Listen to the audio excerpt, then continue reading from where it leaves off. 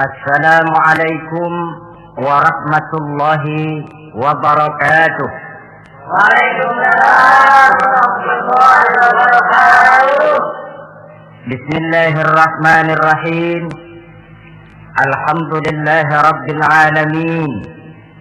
Wassalatu wassalamu ala ashrafil anbiya'i wal mursalin, sayyidina wa maulana wa habibina wa syafi'ina Muhammadin wa ala alihi wa ashabihi al-mujahidin at-tahirin, amma ba'du. Saudara-saudara kaum muslimin rahimakumullah, pada pertemuan kali ini kita akan membicarakan riwayat Nabi Allah Ibrahim alaihi salam. Beliau termasuk salah satu dari 5 orang rasul yang merupakan kelompok yang dikenal dengan ulul azmi, yaitu para rasul yang dinilai mempunyai kelebihan di dalam keutamaan, ketabahan, keuletan, dan sikap istiqomah di dalam berjuang. Jumlahnya ada 5, yaitu Nabi Nuh, Nabi Ibrahim, Nabi Musa, Nabi Isa, dan Nabi Muhammad alaihi wassalatu wassalam. Sebagaimana yang kita maklum bahwa Nabi Allah Ibrahim alaihi salam lahir pada masa pemerintahan Raja Namrud laknatullah alaih. Namrud adalah figur yang lebih merupakan kekuatan daripada keadilan, lebih merupakan kezaliman daripada kebijaksanaan. Ia seorang raja yang memerintah secara sewenang-wenang, lalu dengan segala macam cara berusaha mempertahankan kekuasaannya. Itu sebabnya di hari-hari menjelang kelahiran Nabi Allah Ibrahim alaihi salam, entah oleh karena rasa takut dan khawatir akan munculnya orang-orang yang dapat menumbangkan kekuasaannya, entah karena bisikan ahli nujum atau dukun-dukun yang memang banyak mengelilingi istananya, ia memutuskan untuk membunuh seluruh bayi yang dilahirkan dalam bentuk laki-laki. Ini dilatar belakangi oleh kekhawatiran akan muncul seseorang yang dapat menghancurkan kekuasaannya, sebagaimana Fir'aun laknatullah alaih. Itulah sebabnya di zaman sebelum Nabi Ibrahim dilahirkan, Raja Namrud membuat peraturan. Apabila seorang ibu melahirkan bayi laki-laki, bunuh bayi itu. Seluruh perempuan hamil berada di bawah pengawasan aparatur negara, dan laki-laki dianjurkan untuk jangan dekat-dekat dengan istrinya guna menghindari terjadinya proses kehamilan ini. Entah berapa ratus bahkan berapa ribu bayi laki-laki yang jadi korban tanpa dosa dari sebab kelaliman pemerintahan Raja Namrud laknatullah alaih ini. Kita teringat kepada satu hadis di mana Rasulullah sallallahu alaihi wasallam pernah bersabda, "Ya'ti 'alan nasi zamanun ru'asa'uhum kal asad wa wuzara'uhum kal zi'ab wa qudatuhum kal kilab wa katsirun nasi yawma idzin kal aghnam." Pada satu saat, kata Nabi, akan datang di tengah masyarakat manusia, di mana pada masa itu muncul pemimpin-pemimpin yang bertingkah laku seperti singa. Ru'asa'uhum kal asad. Pemimpin-pemimpin mereka bertingkah laku seperti singa. Saudara kenal singa? Saudara boleh periksa, di mana ada hutan, singa selalu menjadi raja. Padahal hutan belum pernah bikin pemilihan umum. Tapi yang namanya singa tidak pernah peduli. Ada pemilihan umum atau tidak, raja hutan tetap singa. Kenapa? Karena singa menjadi raja di hutan bukan berdasarkan kebenaran, tapi karena kekuatan. Karena kuat, maka dia naik jadi raja. Soal benar atau tidak, soal lain. Maka sebagai akibatnya, setelah si singa ini naik menjadi raja hutan, dia bukan melindungi rakyatnya, malah makanin rakyatnya. Coba saudara lihat di hutan. Kambing rakyat hutan dimakan oleh singa. Ayam rakyat hutan dimakan oleh singa. Sapi rakyat hutan dimakan oleh singa. Inilah akibatnya karena singa naik berdasarkan kekuatan. Setelah naik bukan melindungi rakyatnya, malah makanin rakyatnya. Mental semacam inilah yang dimiliki oleh Raja Namrud laknatullah alaih. Cuma karena rasa ketakutan akan datang orang yang akan menumbangkan kekuasaannya, maka seluruh bayi laki-laki harus dibunuh tanpa dosa apapun. Itulah kata Nabi, akan datang di tengah masyarakat manusia muncul pemimpin-pemimpin yang mentalnya seperti singa. Nah, kalau yang jadi pemimpin sudah seperti singa, wa wuzara'uhum kadzi'ab. Yang jadi wazir, yang jadi menteri, kata Nabi, lagunya seperti serigala. Nyetel ini, tapi dari serigala. Apa serigala itu? Saudara tahu dalam dongeng anak-anak, serigala itu kan binatang yang paling licik. Untuk terang-terangan dia tidak berani karena tidak punya kekuatan seperti sang singa. Maka dia pakai ilmu kelicikannya. Serigala itu kalau ingin makan daging ayam, pakai bulu ayam. Kalau ingin makan daging kambing, pakai bulu kambing. Pendeknya, serigala binatang yang menghalalkan segala macam cara asal tujuan tercapai. Itulah serigala. Lambang dari sifat kelicikan. Lempar batu, sembunyi tangan. Pengen makan daging ayam, pakai bulu ayam, nyaruh jadi ayam. Pengen makan daging kambing, pakai bulu kambing, nyaruh jadi kambing. Ini akibat dari yang pertama tadi. Pemimpin seperti singa, lalu menteri pun seperti serigala. Efeknya kemudian yang segera menyusul apa? Wa qudatuhum kalkilab. Kalau pemimpin sudah seperti singa, menteri sudah seperti serigala, wa qudatuhum kalkilab, akan muncullah para penegak hukum yang mentalnya seperti anjing. Inna lillahi wa inna ilaihi raji'un. Penegak hukum yang mentalnya seperti anjing itu. Anjing, saudara lihat, anjing akan setia kepada siapa saja yang memberinya daging. Kalau dia disuruh jaga rumah, dia tidak bisa membedakan mana yang maling, mana yang tamu. Biar yang datang tamu, kalau nggak bawa apa-apa, pasti digonggong. Biar yang datang maling, kalau bawa daging, anjing kalem. Pokoknya siapa yang berdaging, itulah majikan saya. Apa kata majikan saya, itulah yang saya laksanakan. Maka hilang kebenaran hukum, hancur norma-norma keadilan. Oleh karena apa? Oleh karena anjing dapat daging. Lalu dalam kondisi semacam itu, yang jadi rakyat bagaimana? Kata Nabi, wa katsirun nas yauma idzin kal aghnam. Adapun kebanyakan orang pada masa itu, lagunya sudah seperti kambing. Saudara, kambing itu binatang yang cuma menang groyokan dan tidak punya alternatif. Namanya kambing, digiring ke lapangan embe. Betul kan? Digiring ke kuali embe, dikasih makan rumput embe, sampai pun mau dipotong masih embe juga. Tidak punya pilihan lain si kambing ini, tidak punya alternatif lain. Kondisi semacam inilah yang terjadi di masa pemerintahan Raja Namrud laknatullah alaih. Oleh karena diiming-iming, dibisiki oleh dukun-dukunnya, oleh nujum-nujum yang mengelilingi istananya, bahwa akan datang seorang anak laki yang kelak akan menumbangkan kekuasaannya, dia mengeluarkan peraturan. Ya, peraturan singa.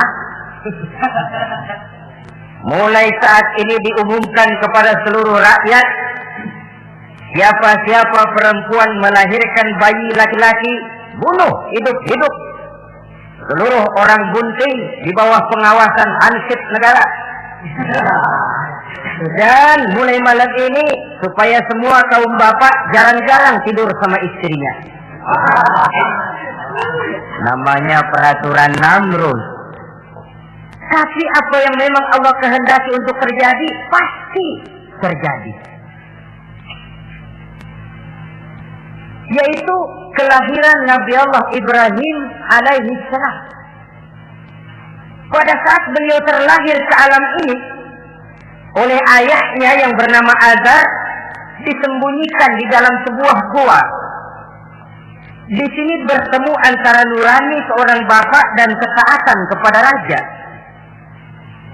Dia ingin taat kepada raja, dia mesti membunuh anaknya. Tapi sebagai bapak, dia sayang kepada anaknya, dia harus selamatkan.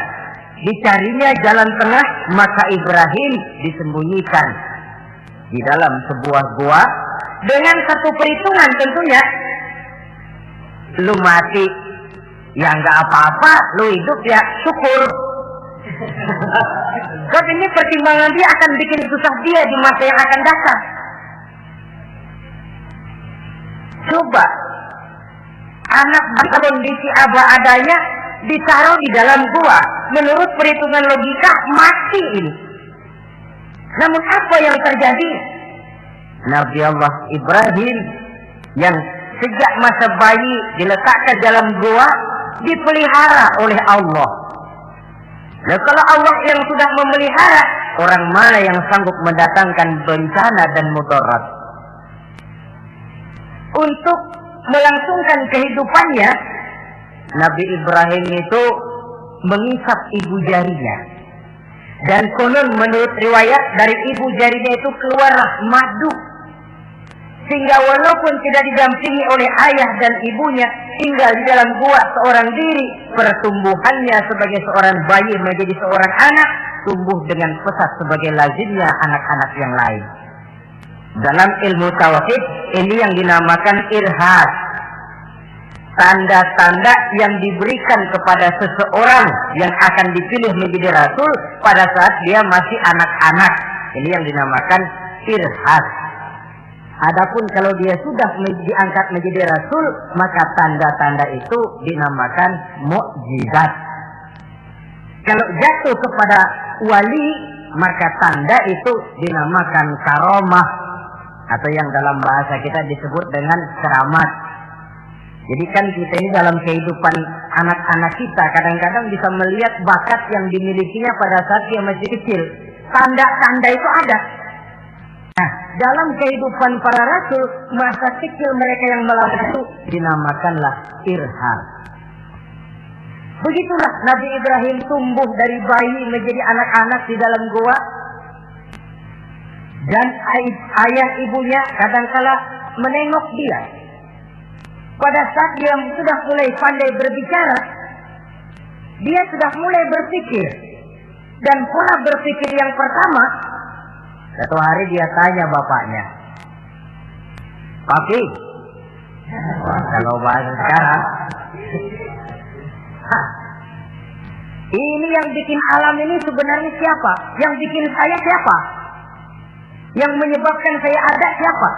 "Ya kami, ibu bapakmu," kata ayahnya. "Oh begitu." "Lalu yang bikin ibu bapak siapa?" "Ya nenekmu. Gara-gara dia saya ada, gara-gara saya kamu ada." "Lalu yang bikin kakek dan nenek siapa?" "Ya buyutmu." "Lalu yang bikin buyut siapa?" "Ya bapaknya buyut."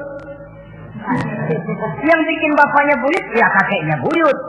Kalau gitu nggak pernah selesai dong. Tentu akan ada pencipta pertama. Siapa pencipta pertama itu?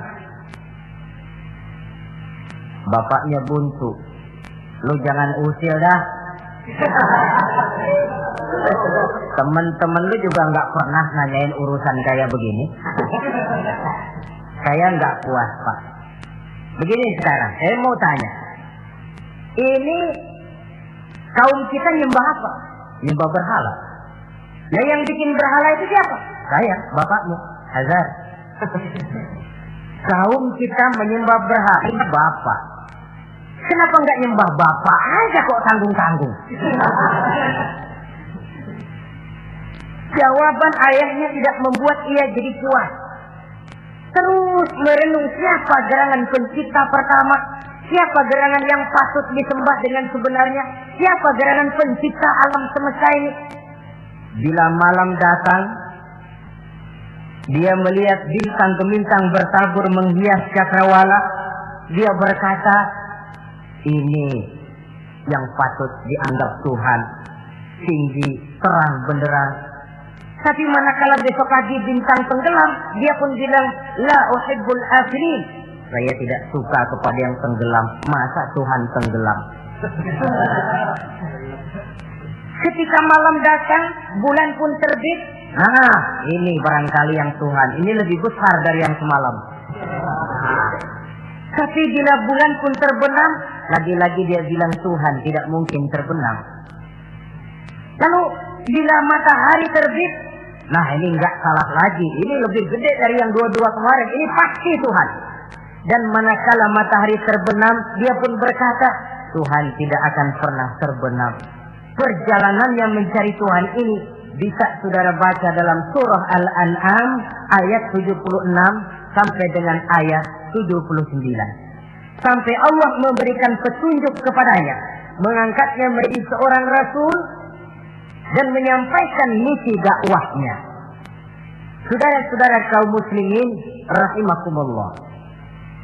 Dakwah yang pertama dilaksanakan tentu kepada bapaknya, kemudian kepada kaumnya. Secara psikologis ini kan makan nasi. Coba, kalau kita harus nasihatin orang lain yang tidak ada hubungannya dengan keluarga, barangkali biasa saja. Tapi nasihatin bapak sendiri, ini kan makan nasi. Mau didiamkan saja, batil dan sesat, mau diceramahin bapak sendiri. Tapi bapak tinggal bapak, kewajiban melaksanakan dakwah jalan terus. Ini berarti bahwa tugas amar ma'ruf dan nahi munkar memang tidak mengenal posisi. Begitulah saudara-saudara, sampai kepada satu hari Nabi Ibrahim melaksanakan dialog dengan kaumnya.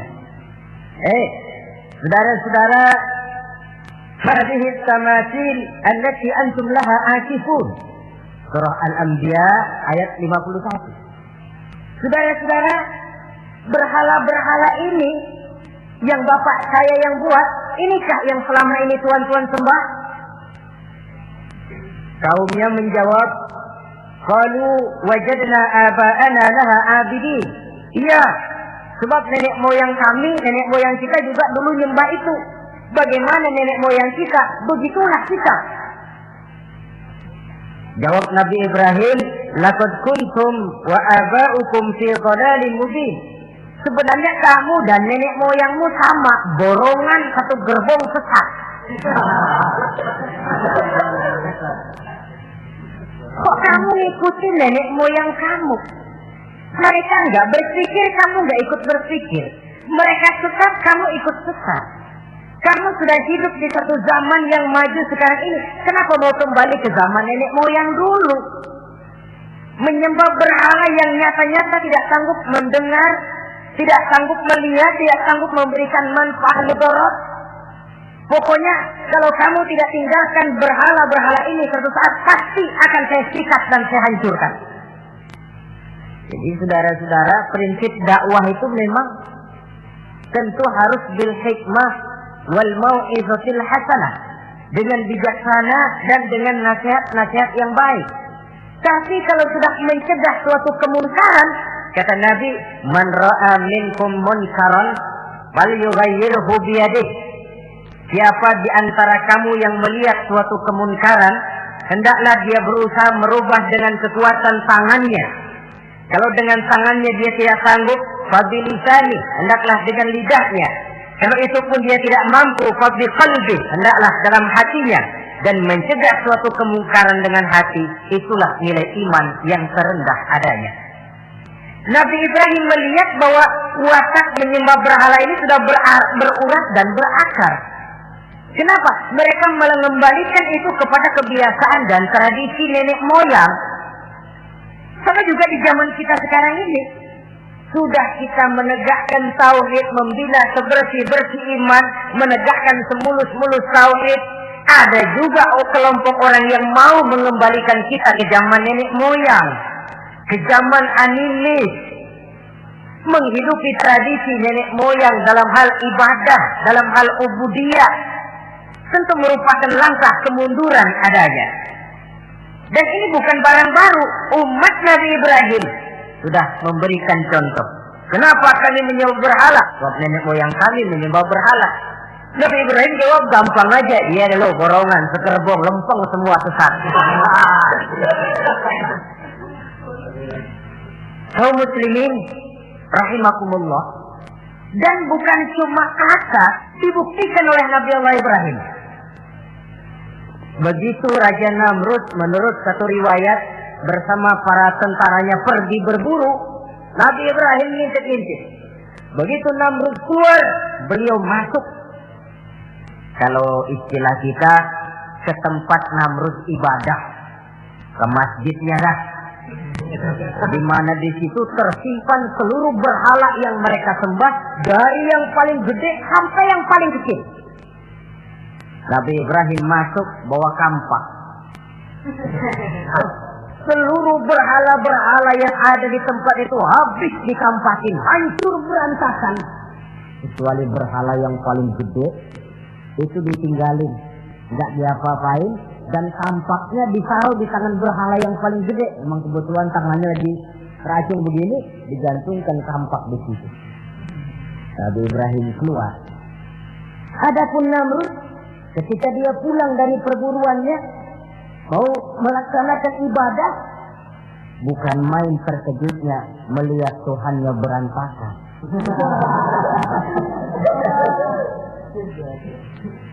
Waduh, ini celaka kerjaan siapa ini? Dikumpulkan para intel negara, staf-staf khusus. Ini ada supersip masuk kemarin, mengganggu stabilitas peribadatan kita. Ini mesti dicari siapa biang keroknya ini. Cari sampai ketemu siapa yang menghancurkan Tuhan-Tuhan kita ini. Intel pun disebar. Ada yang ke kota, ada yang ke desa, ada yang pokoknya ke seluruh penjuru. Sampai ada yang desas-desuskan. Tuan Raja, gimana? Saya dengar selentingan berita. Berita apa? Pada waktu Tuan Raja pergi berburu, seorang anak muda bernama Ibrahim masuk ke tempat ibadah kita. Barangkali dia yang menghancurkan patung-patung kita. Kalau begitu cari, tangkap Ibrahim, tangkap. Panggil kepala intel. Dipanggil. Kamu cari orang namanya Ibrahim, tangkap. Kok ditangkap? Tangkap. Sebab menurut berita dia yang menghancurkan berhala-berhala kita. Ya tapi kan belum ada buktinya, Pak. Soal bukti gampang, belakangan, yang penting tangkap aja dulu.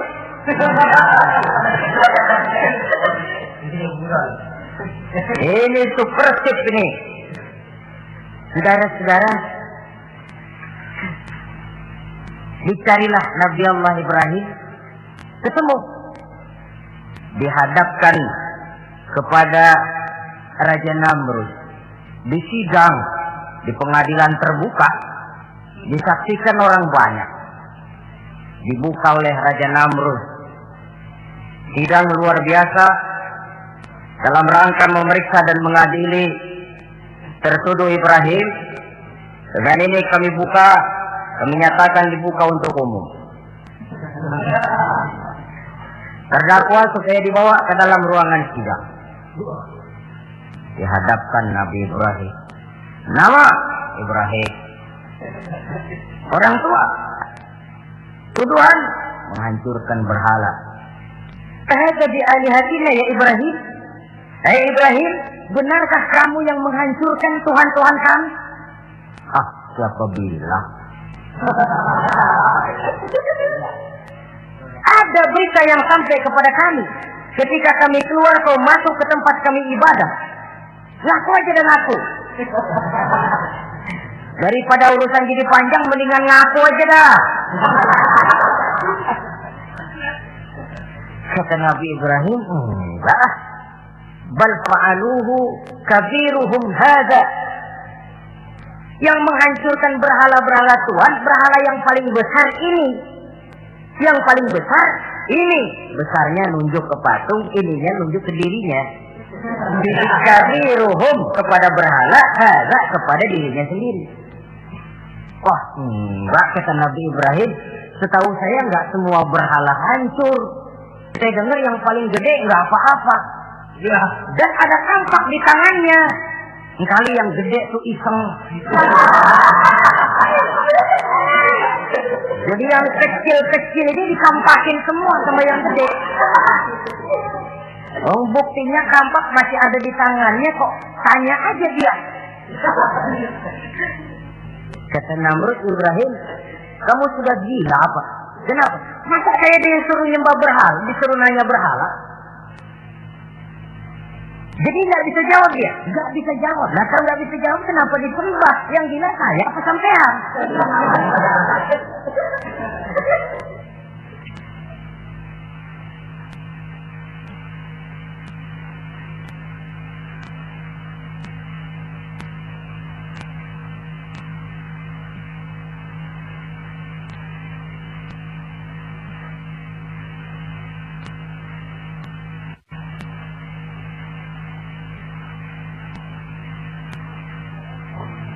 Merasa tidak sanggup menghadapi argumentasi yang diajukan oleh Nabi Allah Ibrahim, Namrud kalap. Dalam kesalapannya itulah ia menjatuhkan vonis bahwa Nabi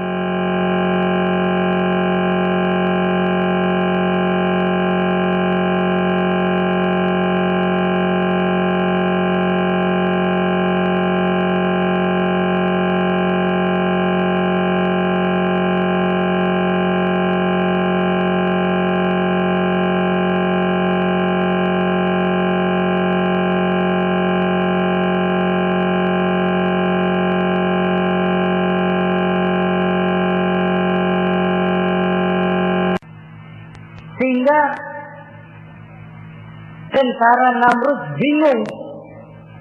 Ini Ibrahim bagaimana ngebakarnya? Kalau kita anterin ke api, kitanya ikut angus, dilemparin nggak mungkin sampai. Lalu mereka menemukan akal, dibuat semacam lentingan busur panah. Kalau istilah kita di kampung kayak selepetan begitu. Sehingga Nabi Ibrahim dilemparkan dan tepat jatuh di tengah kobaran api yang menggunung. Namrud tentu saja memandang dengan perasaan puas. Segenap konco-konco dan antek-anteknya melihat dengan hati yang lega. Dan semuanya merasa hancur sudah biang kerok yang selama ini menjadi racun dan duri dalam kehidupan kita. Tapi rupanya yang mereka mau lain dengan yang Allah mau.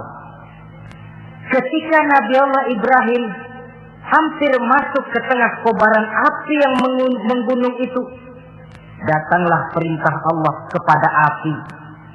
Ya naru kuni bardan wa salaman ala Ibrahim. Hai api, dinginlah kamu, selamatkan Nabi Ibrahim. Api ini tunduk kepada perintah Allah. Ia pun dingin. Sehingga Nabi Ibrahim di tengah kobaran api yang menggunung, seujung rambut pun tidak terbakar, malah kedinginan di tengah kobaran api. Lalu api ini dari besar, makin lama makin kecil, makin lama makin kecil, akhirnya padam. Yang ada tinggal tumpukan arang dan debu. Kata Namrud, mampus loh Ibrahim. Rasain. Barangkali istilah kita nih, makan pencarian lo. Pakai bertingkah mencaci maki Tuhan kami, menghancurkan berhala-berhala. Sekarang rasakan hasil usahamu. Sorak-sorai pun kedengaran. Begitu lagi sorak-sorak dari tumpukan abu dan arang itu gerak-gerak. Kerusak. Kok ini ada arang bergerak-gerak? Rupanya dilihat-lihat, makin lama makin nyata, Nabi Ibrahim keluar dari tumpukan arang dalam keadaan utuh, tidak kurang satu apapun. Sebenarnya andai kata Namrud mau menggunakan akalnya, saat itu dia tentu menemukan satu hal yang luar biasa. Satu kebesaran yang kalau dia mau merenung akan sampai kepada kekuasaan yang serba maha. Tapi karena ketika itu hatinya sudah dipenuhi nafsu, ditutupi oleh kesombongan, dia buta terhadap kenyataan itu. Kaum muslimin rahimakumullah, akhirnya Nabi Allah Ibrahim ini diteror langsung oleh orang tuanya. Kata abahnya, "Aradibun anta an alihati ya Ibrahim? Ibrahim, kau benar-benar tidak senang kepada Tuhan-Tuhan kami, berhala-berhala ini? La in lam tantahi la arjumannaka wahjurni maliya." Kalau engkau tidak berhenti, hai Ibrahim, tidak berhenti memperkenalkan Tuhan seru sekalian alam, tidak berhenti mencela dan mencaci bahkan menghancurkan berhala-berhala kami, la arjumannaka, akan kami rajam kamu. Iya, kalau raja yang ngancam begini, orang tua beliau sendiri ngancam begini. Itulah tantangan dakwah, saudara-saudara. Kita melaksanakan dakwah ini tempo-tempo berhadapan dengan penguasa yang mentalnya macam Namrud. Tempo-tempo berhadapan dengan orang kaya yang pelitnya macam Qarun. Tempo-tempo berhadapan dengan orang tua yang mentalnya macam Azar. Orang tua yang kaku, yang tidak mau terbuka terhadap kenyataan. Istilah di kampung kita, orang tua yang laceng. Tahu laceng? Udah salah kenceng. Sulit benar menerima pembaruan yang membawa umat kepada masalah-masalah yang memang nyata lebih baik dia. Itulah tantangan di dalam melaksanakan tugas dakwah, dan ini dihadapi oleh Nabi Allah Ibrahim. Ayahnya terakhir memberikan tekanan, kalau kau tetap melaksanakan misimu, tidak engkau mau berhenti dari tugas dakwah ini, awas Ibrahim, la arjumannaka, akan aku rajam, akan kami lontari kau dengan batu, wahjurni maliya, pergi kamu dari sini. Ya Allah, diputuskan hubungan. Kalau memang engkau berkeras dengan tugas dakwahmu, persilakan Ibrahim keluar, pergi saja dari sini. Diusir oleh orang tuanya sendiri. Inilah hidayah, saudara-saudara. Oleh sebab itu, tugas utama kita kaum muslimin sebenarnya bukan mengislamkan orang, tapi menyampaikan Islam. Tugas kita ialah menyampaikan Islam, bukan mengislamkan orang. Sebab orang mau Islam atau tidak, itu urusan hidayah dari Allah. Jangankan kita, Nabi Ibrahim tidak sanggup mentauhidkan ayahnya Azar. Nabi Nuh tidak bisa mengislamkan putranya Kan'an.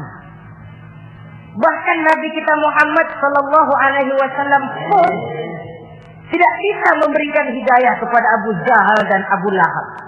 paman Nabi, orang tua Nabi, anak Nabi, istri Nabi sekalipun, hidayah tidak diberikan kepada mereka, mereka tidak terpanggil mengikuti kebenaran.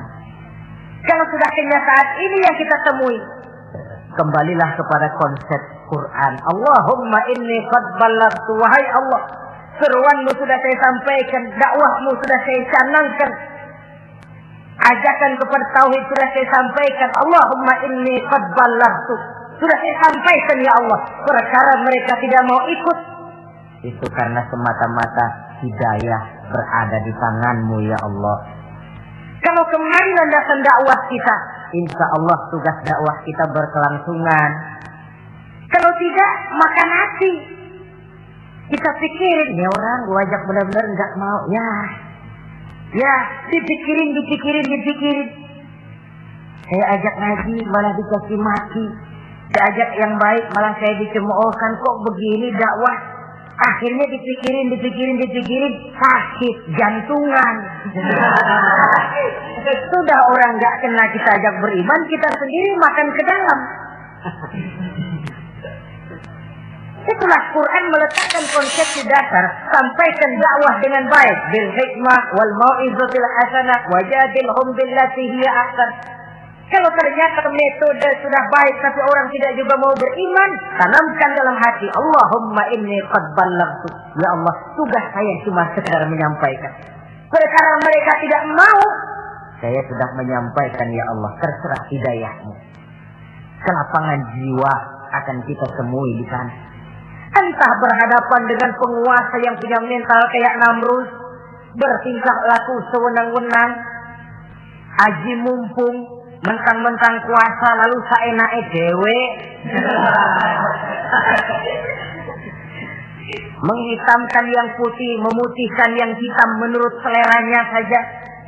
Entah berhadapan dengan orang kaya yang punya mental seperti Qarun, makin kaya tapi makin bakhil, atau berhadapan dengan orang-orang tua yang punya tingkah laku seperti Azar. Diperlukan sikap lapang dada untuk menyampaikan risalah Islam ini. Terhadap reaksi keras dari abahnya ini apa? Kata Nabi Ibrahim, surah Maryam ayat 47 menjelaskan, Salamun alaika sa'astaghfiru laka rabbi innahu kana bi hafiyya wa a'tazilukum wa ma ta'buduna min dunillah. Kalau memang begitu Abah, salamun alaika. Oke Abah, selamat jalan. Marilah kita tempuh jalan kita masing-masing. Saya memang anak Bapak, tapi tauhid adalah prinsip. Allah Tuhan saya. Ini prinsip.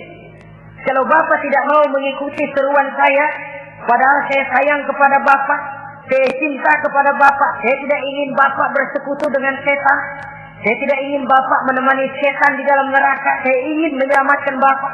Tapi ini rupanya vonis Bapak, hendak merajam saya, mengusir saya dari sini. Oke Bapak, salamun alaika, selamat jalan. Astagfirullah, saya akan memohon ampun kepada Allah untuk Bapak. Memohon ampun. Jadi walaupun dalam Islam kita berbeda akidah dengan orang tua, tetapi kewajiban untuk berbakti tidak menjadi putus karenanya. Dalam surah Luqman dijelaskan, apabila kedua orang tuamu memaksamu untuk menyekutukan Allah, jangan taati.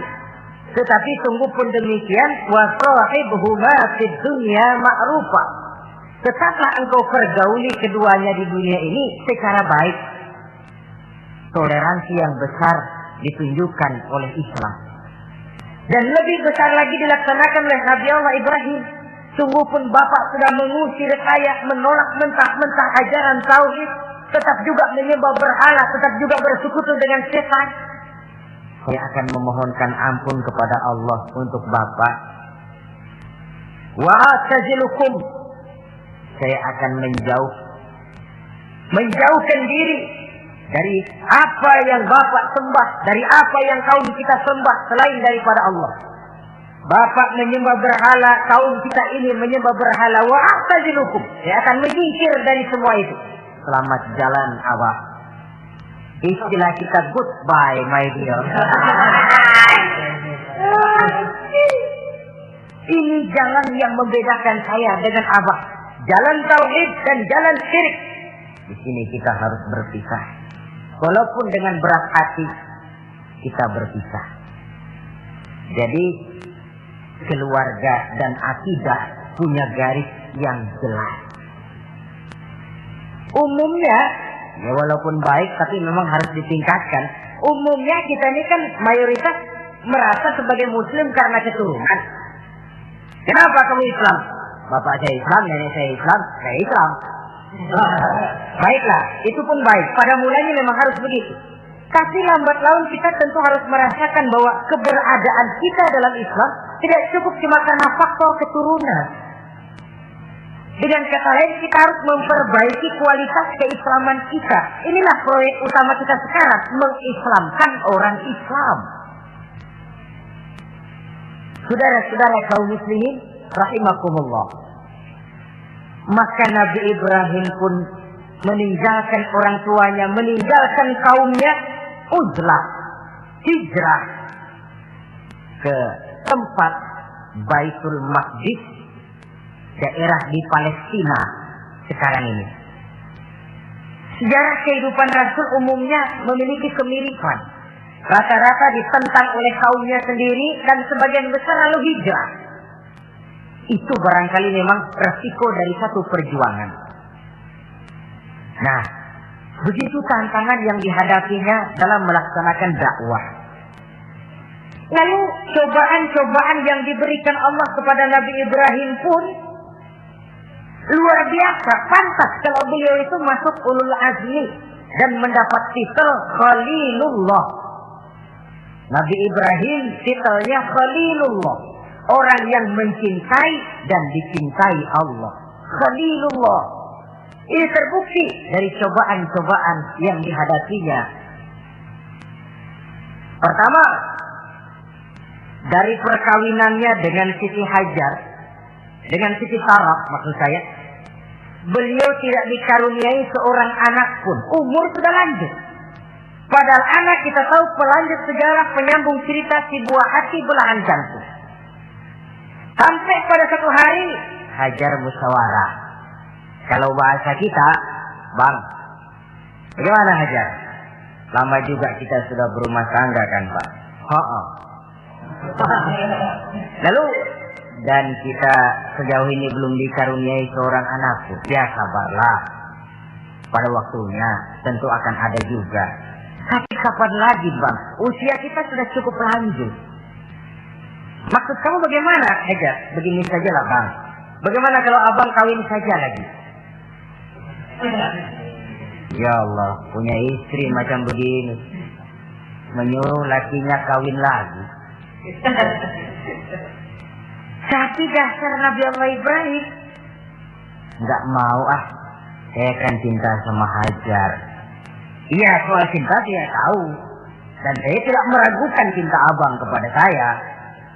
Cuma masalahnya saya nggak bisa memberikan keturunan Bang. Bukan nggak bisa, belum. Sudahlah, kawin saja lagi Bang. Nggak mau nggak mau. Istrinya nyuruh kawin, lakinya ogah-ogahan. Sekarang kan enggak, istrinya larang kawin, suaminya malah ngirintil.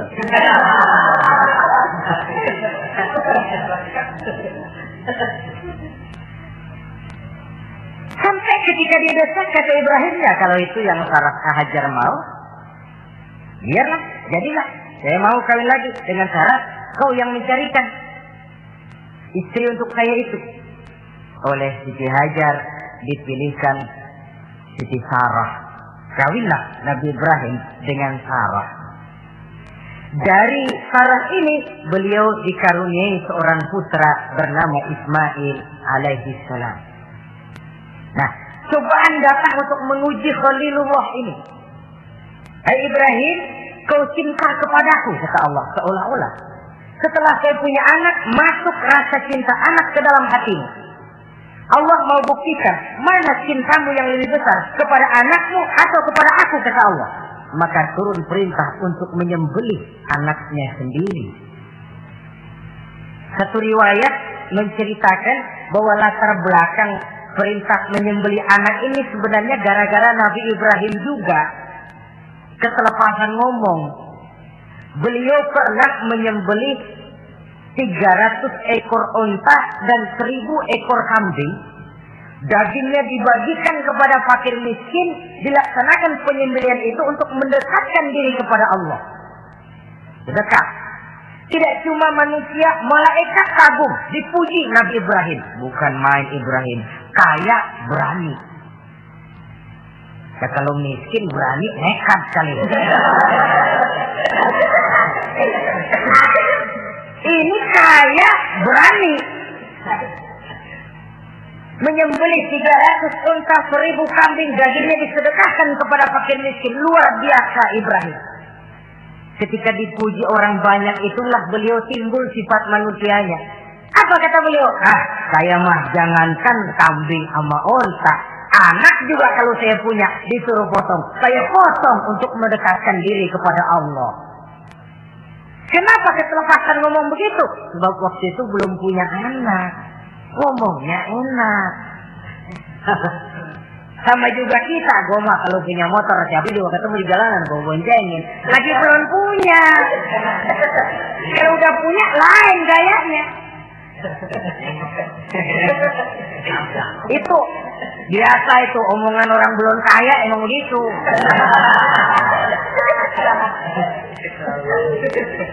Saudara-saudara, sehingga omongan yang beliau sudah lupa bertahun-tahun bahkan puluhan tahun ini.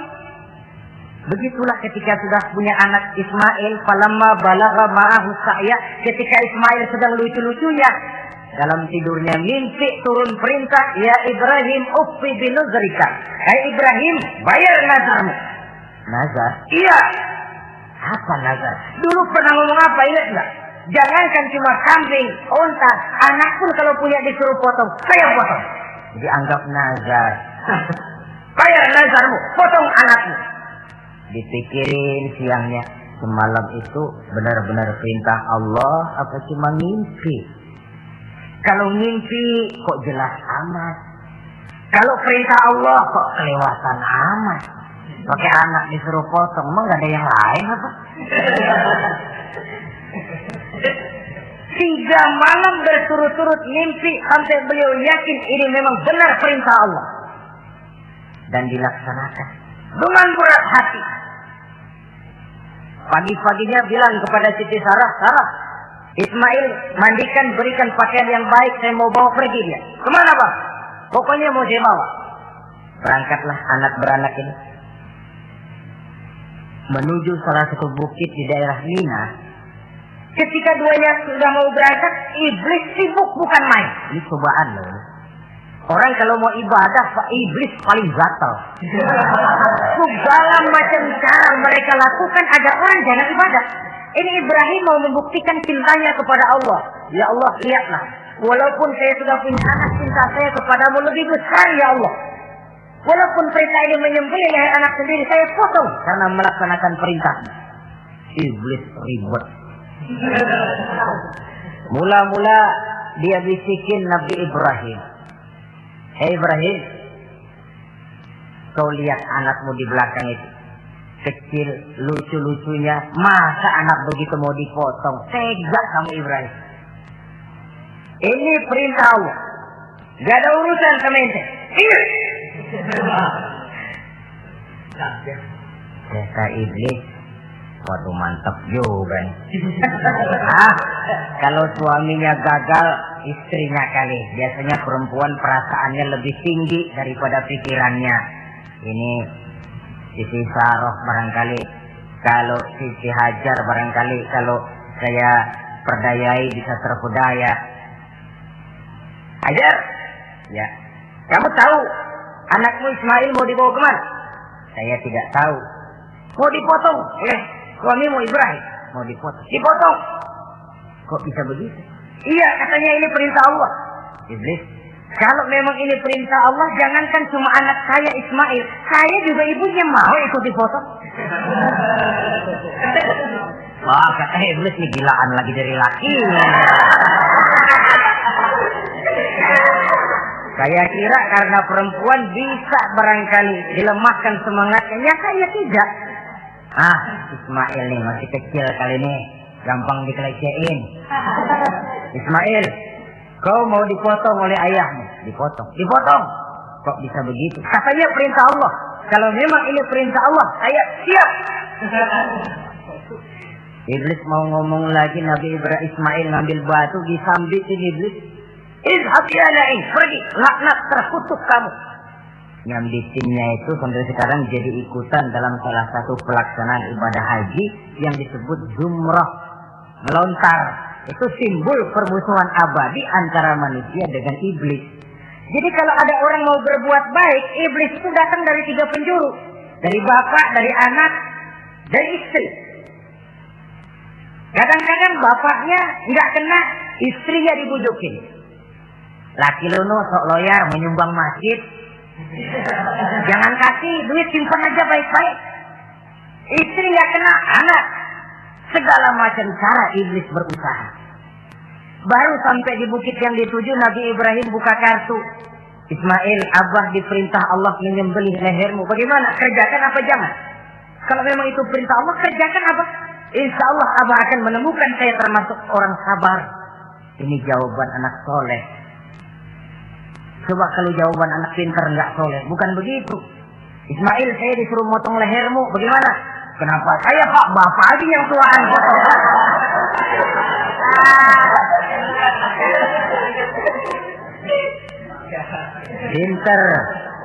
Pinter, tapi nggak soleh, ya begitu itu, minteri jadinya. Saudara-saudara, sampai Nabi Ismail diganti oleh Allah dengan seekor kambing kibas. Cobaan terhadap kecintaannya kepada Allah. Kau cinta aku, itu benar. Tapi setelah kau punya anak, rasa cinta anak masuk ke dalam hatimu. Mana lebih besar, cintamu kepada anakmu atau cintamu kepada aku, kata Allah. Terbukti cintanya kepada Allah lebih besar daripada cintanya kepada anaknya. Bukankah nilai cinta itu baru terasa nyata kalau sudah lewat cobaan, lewat pembuktian? Sehingga dengan demikian kata orang, biasanya cinta itu menuntut pengorbanan. Berani bercinta, berani berkorban. Jangan takut berkorban, nggak usah cinta-cintaan.